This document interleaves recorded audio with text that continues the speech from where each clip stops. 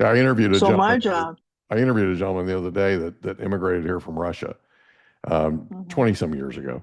And when he came over, he was a licensed attorney working with the Russian, the Supreme Court in Russia, the highest court in the land.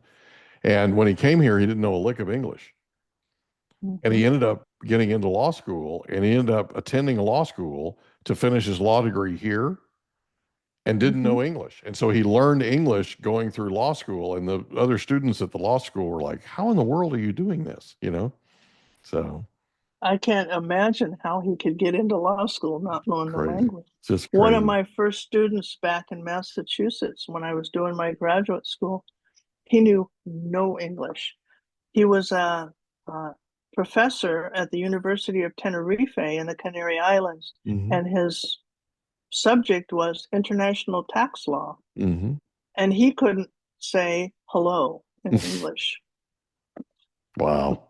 And it was a trying year for him. And he Yeah. said he used to open up the New York Times and try to read the newspaper. He couldn't.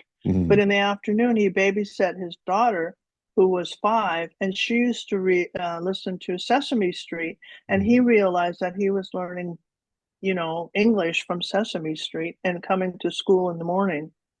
So there you go. You start where you start. If you Yeah, don't I've know heard the that language, you before. don't know the language. I've heard Yeah. that before. I've heard that immigrants learned a lot of English from Sesame Street. I've heard that. Mm-hmm.